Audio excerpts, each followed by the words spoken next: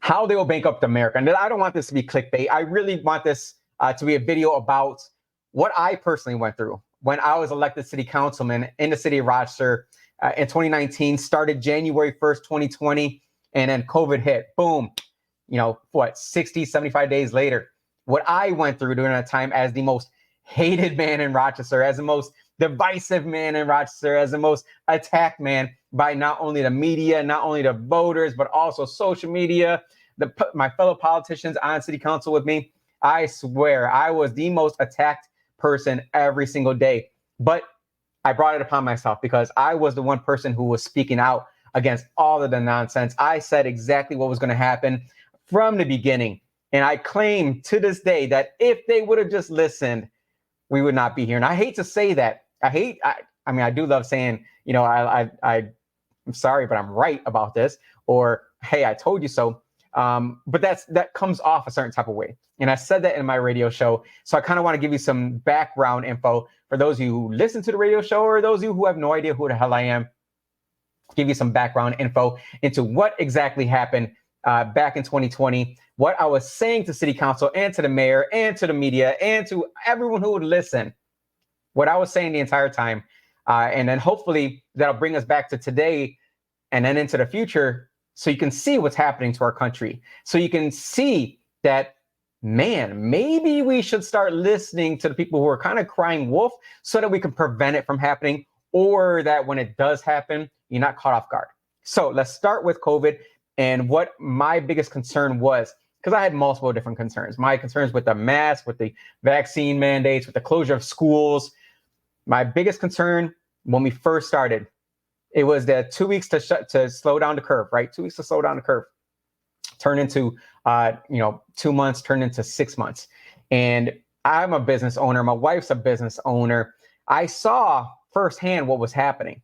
I saw that they were pretty much only impacting small mom and pop shops, because who was allowed to open back up first? It was the drive-throughs and takeouts. And most of the companies that had drive-throughs, if not all, are big major corporations. Not only that, Walmart was allowed to stay open. Home Depot was allowed to stay open. Liquor stores were allowed to stay open. How insane was that? But the big corporations were the number one winners during the first year of COVID, year and a half of COVID, because all of our money was being spent on Amazon, Walmart, Home Depot, and all the drive-throughs. Because, hey, we can only cook food in our own kitchens for so long before we say, let's go out to grab something to eat. I'm tired of this. I want a freaking burger, right? Or I want a, nice milkshake or something. And I remembered I did a video and I posted it on my page, my Vote for PO page on my Facebook page. And I was in the drive-through and it's summertime. I had opened up the top to my Jeep and I'm sitting there showing a video of the entire line going around the block. And yet my restaurant that I had opened February 1st of 2020, oh man, terrible timing, right? That we had opened up first week of February, we were not allowed to be open. But yet we had a freaking line around the block at the, Delta Sonic that we were at. And to me, that just blew me away that we weren't allowed to open up and have people socially distance around the area. We had a huge, 4,500 square foot location, plenty of space to have people come in, eat, and still be 6 feet apart, right? And at the beginning of that was the whole thing, right? 6 feet apart, have a mask on, yada, yada. Nonsense. Let's not even get into that. The only places that were allowed to be open were drive-throughs. And I was hoping to showcase how ridiculous that was, that we had a line around the block for people going through a drive-through. Mind you, I want to remind you what you had to go through in that drive-through. You would hand your card, because you weren't allowed to have cash. You would hand your card to someone on a tray. On a tray. Let me do that so you don't see my notes. On a tray. They would take your card, grab it with their freaking gloved hands, slide it, put it back on a tray, put your food that they prepared with their hands, with their gloved hands, on a tray, and then handed you the tray to get the food and your card off of.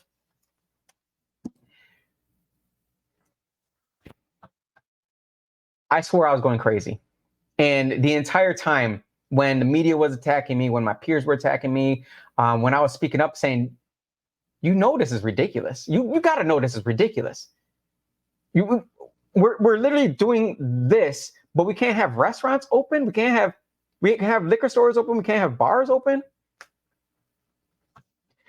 So what I knew at that point was there's going to be a increase in the wealth gap immediately, because the only stores we can go to were the big corporations, and all of the small mom and pop shops were closed. And then, if you remember back in those days with New York, with Governor Cuomo, he did the red, orange, yellow zones.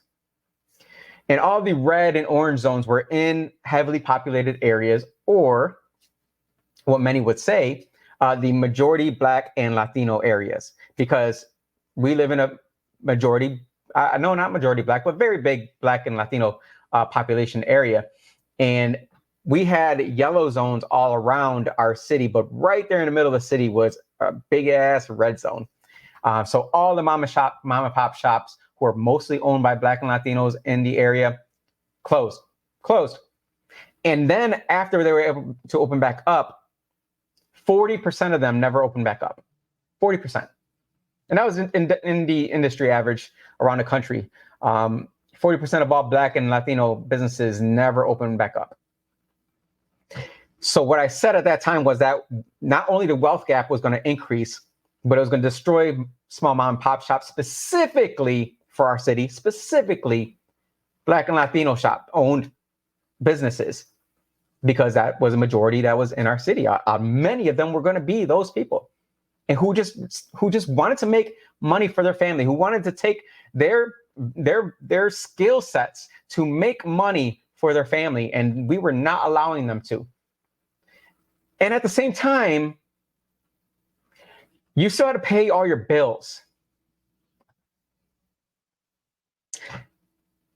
But this was the caveat too here. And it wasn't just the businesses, and these are businesses I'm going to get into in a second. It wasn't just the restaurants and the small mom and pop shops. It was the small mom and pop housing providers. Because when the government came out and basically said that you don't have to pay your rent, but again, the housing provider still had to pay the RG&E, because if the tenant doesn't pay the RG&E, it's going to come back to bite the landlord in the backside, at least in New York. Insurance still had to be paid. Mortgage still had to be paid. Taxes still had to be paid. And the taxes were coming up like the next month. And I'm sitting there screaming at the top of my lungs, what are we going to do about this? You just told everybody that they can't charge rent. And yet taxes are coming up. And yet RG&E is still sending their bills out. RG&E is the utility company. Water bills are still coming in. Insurance, mortgages, all of those bills are still coming in. And we just told all of the tenants that they didn't have to pay rent. So I knew that I was going to kill not only small mom and pop shops, but also small mom and pop housing providers. So who's going to take the place of that? It either has to go by the wayside, and you're going to become like freaking Flint, Michigan, or Gary, Indiana. Go look up Gary, Indiana. That's Michael Jackson's hometown. It's abysmal. We're either going to go that route, or big corporations are going to come in and take it over. And how are they able to still be going through COVID and still paying their employees? Oh yeah, a lot of them are going electronic, right? Self-checkout. Weird. Because they're one of the biggest pushers for minimum wage. They say, yes, New York should definitely be $15 minimum wage. They didn't care. They have electronic freaking check yourself out. That's why they're pushing for it, because they know that they can support that. They can invest in their technology and keep 2 or 3, checkout lines open with employees in it. But guess who can't? The small mom and pop shops. Guess who can't? The small supermarkets. Because they don't have the money to invest like that.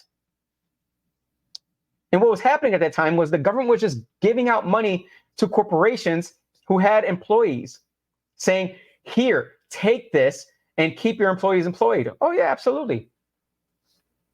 These big corporations had employees, lots of employees, but these small mom and pop shops, they didn't have too many employees.